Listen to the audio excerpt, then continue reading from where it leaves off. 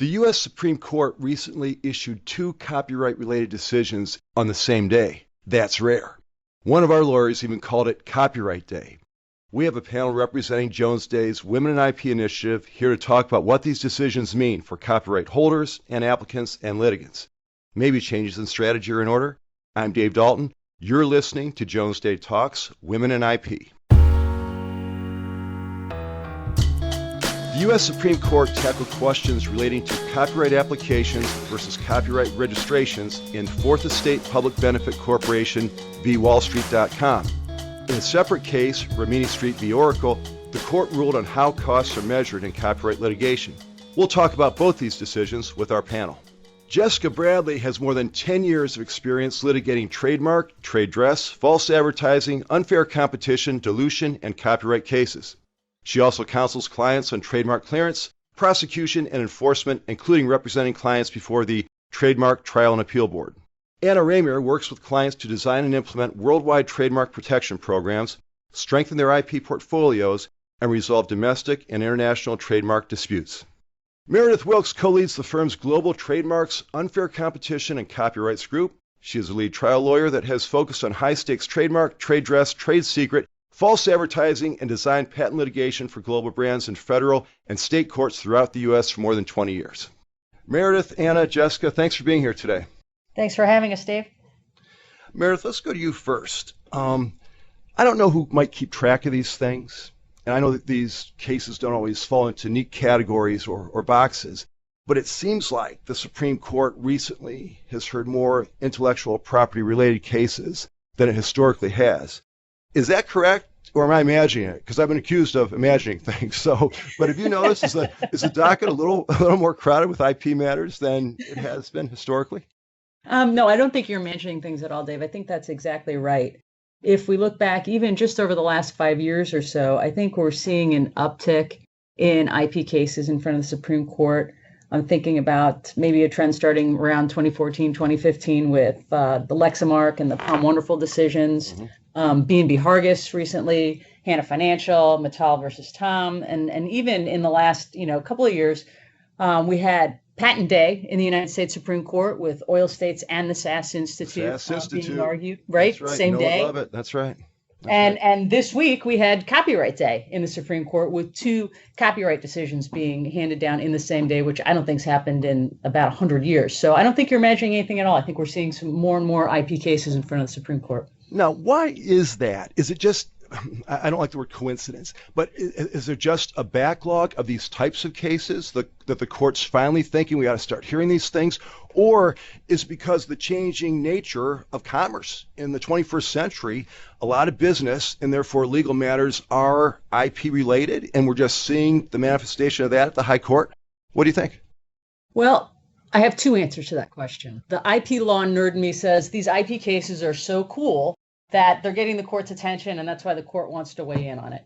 But I don't know that that's 100% accurate. What I think we're seeing, and the decisions this week shore that up for me, is that the IP cases that the court is taking have very little to do with just the underlying IP subject matter and are touching upon bigger issues. So you talked in a couple of your podcasts with our PTAB folks about Chevron deference leading to the SAS Institute decision.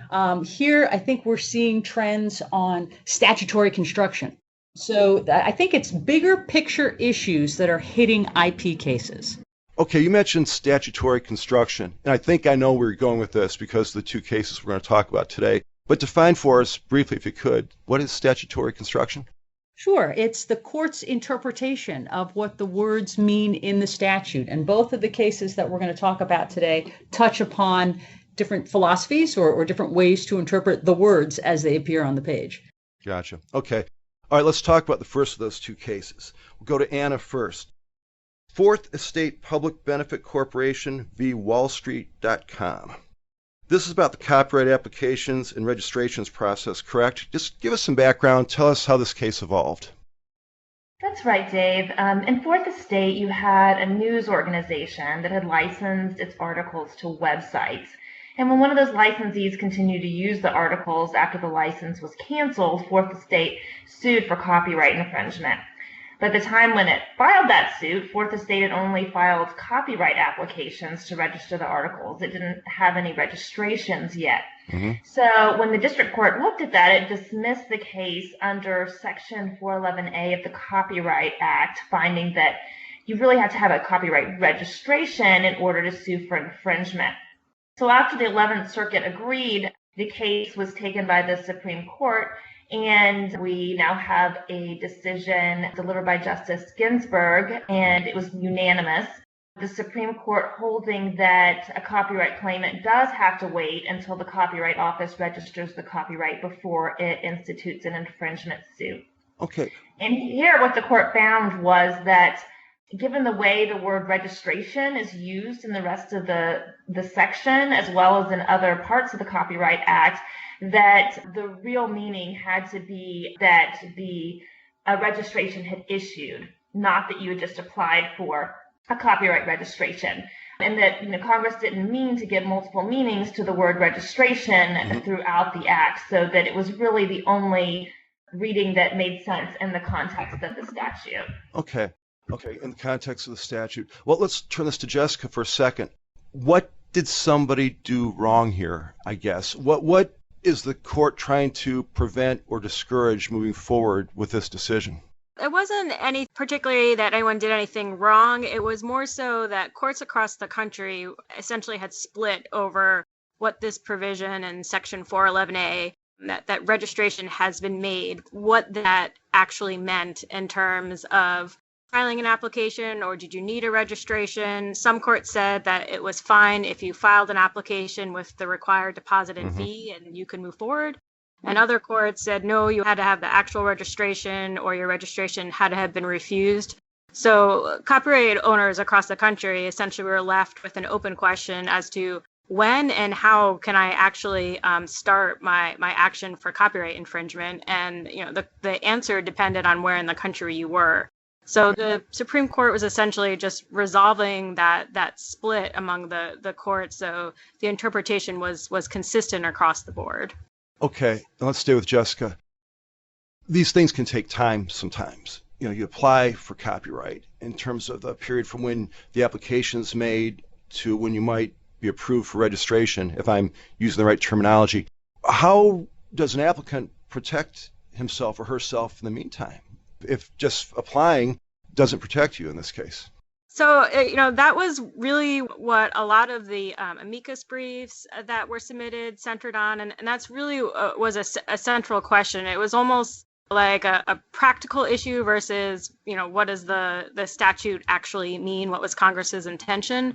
Because, copyright owners and people that actually work in this space, it could take, I think as of the time of the Supreme Court decision, the average processing time for just a normal electronic application was 7 months. If you go on if you go on the Copyright Office website now, they're saying, an average of 6 months, but it could be 2 to 10 months. And that if there actually has to be correspondence with the copyright owner, there's questions about the application, it could take up to 15 months. And interestingly enough, Fourth Estate's copyright application, as of the time it filed its petition for cert with the Supreme Court, had been pending for 19 months. 19 months. It seemed like, looking back on it, they made some procedural mistakes and that delayed it. But that amount of time could be significant. But I think the Supreme Court's view is that those time processing lags were more as a result of budgetary constraints. It wasn't something that the court should cure. It was something that it was going to be within Congress's role to cure. As far as other remedies available to a copyright owner, both the court's opinion and Wall Street's brief brought up the availability of special handling, which essentially is a way to get expedited processing of your application. It does come with a bit of a hefty price tag. It's an additional $800 fee per copyright claim. And also, the Copyright Office makes no guarantee that it will actually process that application with any certain time frame. It says it will make its best efforts to do it within 5 days. This leaves a an applicant in a precarious position, it sounds like. But at least there is an option or the opportunity to fast track this, sort of. But even then, there's no guarantee, is what you're saying. Yeah, and I think they don't even now offer a guarantee. And I think the issue is going to be that given the Supreme Court's decision, you're going to see an uptick in special handling. And right now it's, we're going to make every best effort to process it within 5 days. If, it doubles or triples the amount of people that are now applying for special handling, you're going to be left with a definite issue there. You might have the same problem. Interestingly, if suddenly everybody's rushing to do the expedited handling or special handling, there's going to be a logjam there too, or at least potentially. Let's go back to Anna for a second. Okay, it sounds like this is a game-changing situation suddenly. How do you advise or counsel clients moving forward after this position? The conservative approach, and depending on what jurisdiction you've been in, has been to obtain a registration, if possible, before filing suit, because this was a split between the circuits. So in that way, we continue to advise clients to seek to register early, consider the special handling that Jessica was just talking about. At times that can be a way to go. We'll see whether there is going to be this delay that Jessica mentions. It also can be an issue if the client has lots of registrations that need to be approved before filing litigation, depending on what the action is about.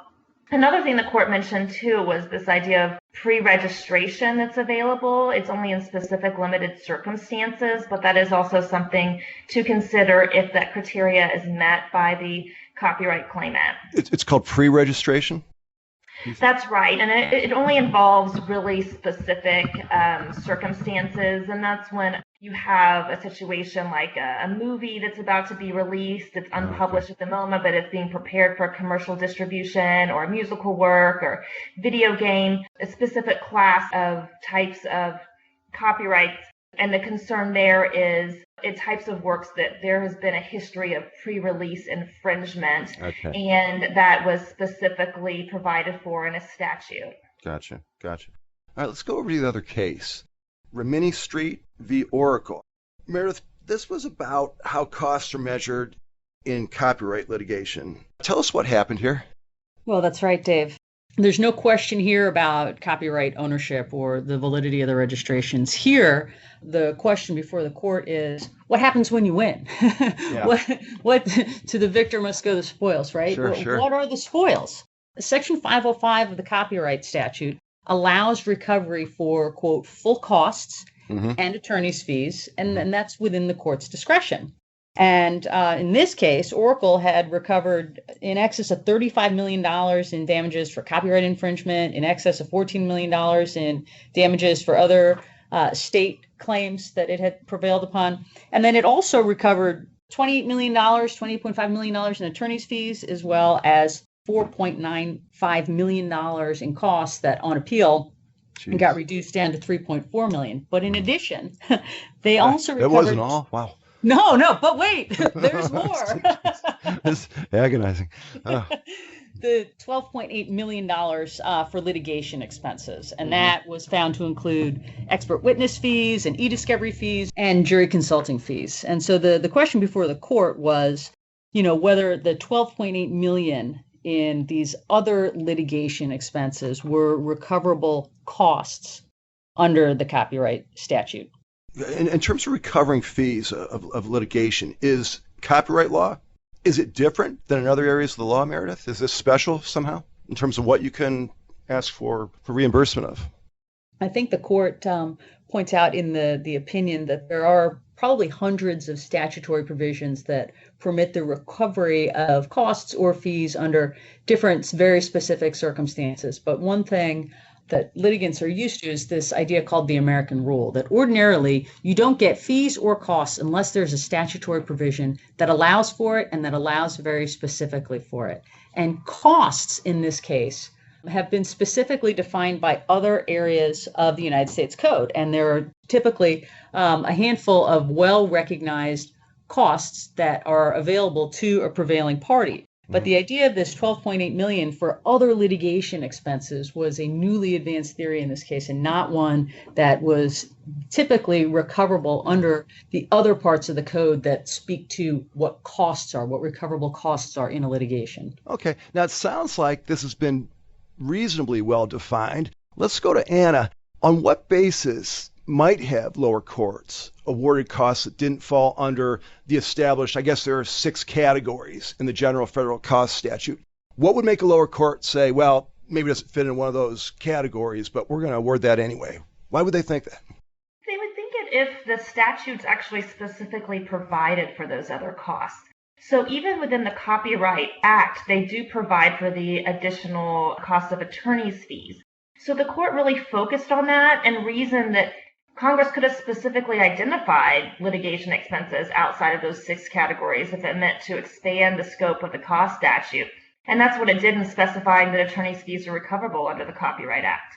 But absent that express authority, courts can't award litigation expenses outside of the specific categories.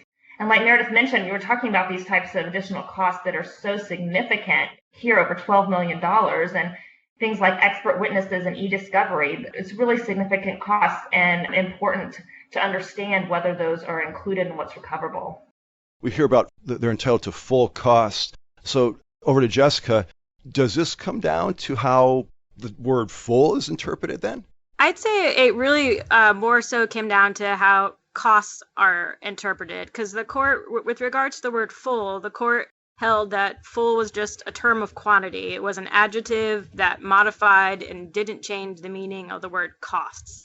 So, picking up on what Meredith was talking about, there's precedent that it's not in the statute. If there's an express authority in the statute that courts can award litigation expenses other than what is already specified, in the 6 categories in the general cost statute. The court pointed out that Oracle's meaning of full costs, including all litigation expenditures, would make the second sentence of Section 505 that Anna mentioned that provides for attorney costs, that it would make that redundant. So full just meant you got to award the full amount. It wasn't anything more than that. I see. Let's look to the future. In getting ready to record this program, I ran across a client alert that your group's working on. Meredith, you wrote that the Rimini decision does not bode well for the USPTO, that's the United States Patent and Trademark Office, in Iancu v. NatQuest. Talk about that for a moment. What are you getting at? So if I sit here with my crystal ball. Hey, you haven't been wrong yet. We've been doing this for a year and a half. You're always right. The check is in the mail, Dave. Thank you.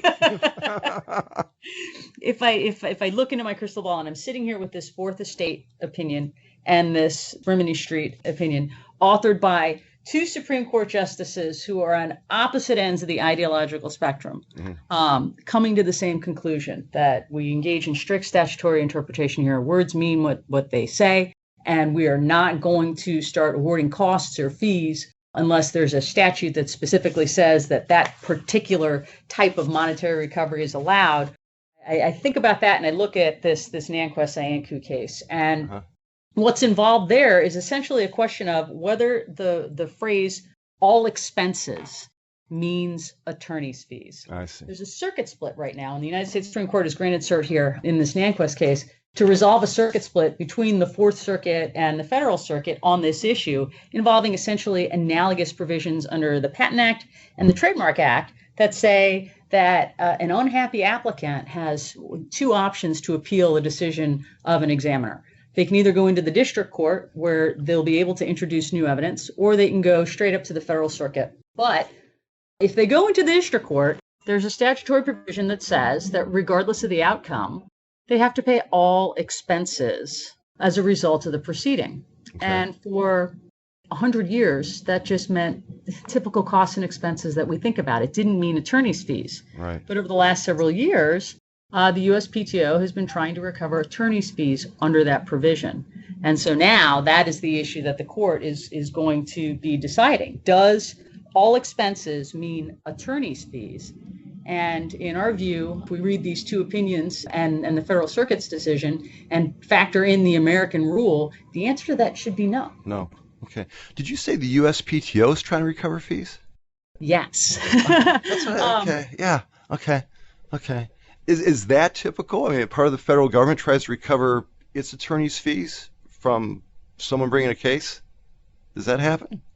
It's a recent development and something that during oral argument in the Nanquist decision from the Federal Circuit, a couple of the judges took issue with the USPTO doing so, saying, listen, for 100 years, you weren't trying to seek any type of recovery for attorney's fees. So clearly, no one was thinking that all expenses meant attorney's fees. And we recently published an alert on this issue on the trademark side out of the Fourth Circuit, where you had an unhappy applicant challenge an examiner's decision and win. The examiner got it wrong. And the Court of Appeals found that the examiner got it wrong, that their mark was actually protectable. It wasn't generic. And in exchange for that great victory, they got to pay $50,000 in what the PTO approximated its attorney's fees. So they won, and they still had to pay attorney fees. Success at a cost. Who Yes, writes absolutely. these rules? Jeez. Unbelievable. Yeah, I mean, that's right. You can imagine the chilling effect this would have on applicants trying to decide what way to challenge, a patent examiner or a trademark examiner. Every time we do one of these with you guys, there's always one jaw-dropping moment for me. And I think we're almost done, but it happened. You managed, you did it again, Meredith. You surprised me right at the end. It's like, yeah, some of the USPTO is suing for. Okay, great. Let's change focus for the last couple minutes. Jones Day's Women in IP initiative is thriving based on everything I'm observing and hearing. This is really a question for all of you, but let's start with Meredith. What's coming up for Jones Day's Women in IP initiative over the next couple months?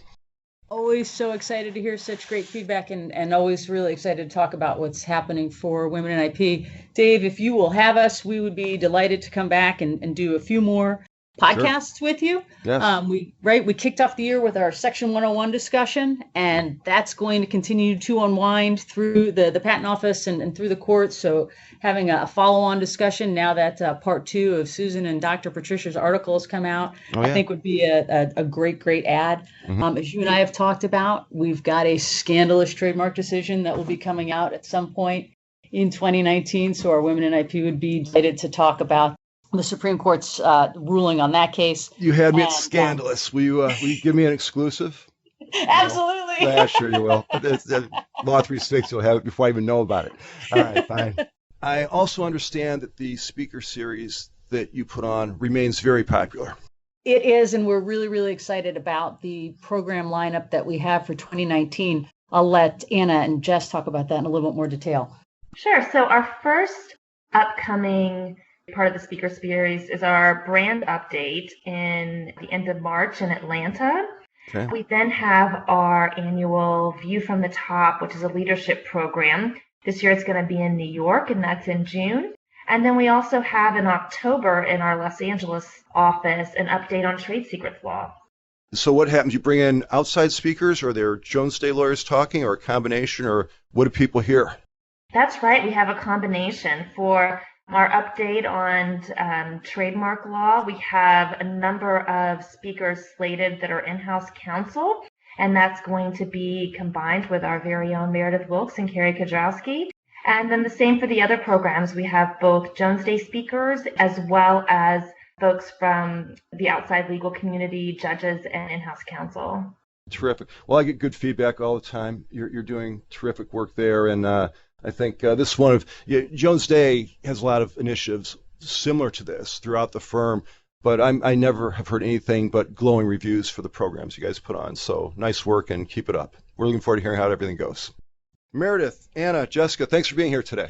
Thank you. Thank you. All right, take care. For more information on Jones Day's intellectual property practice, go to the practice page at jonesday.com. There you'll find lots of information about the practice, including bios on Jessica Bradley, Anna Ramier, and self-proclaimed, self-identified IP nerd Meredith Wilkes. Hey, she said it, I didn't. Subscribe to Jones Day Talks on Apple Podcasts, Android, Google Play, and Stitcher. You've been listening to Jones Day Talks, Women in IP. I'm Dave Dalton. We'll talk to you next time. Thank you for listening to Jones Day Talks. Comments heard on Jones Day Talks should not be construed as legal advice regarding any specific facts or circumstances. The opinions expressed on Jones Day Talks are those of lawyers appearing on the program and do not necessarily reflect those of the firm. For more information, please visit jonesday.com.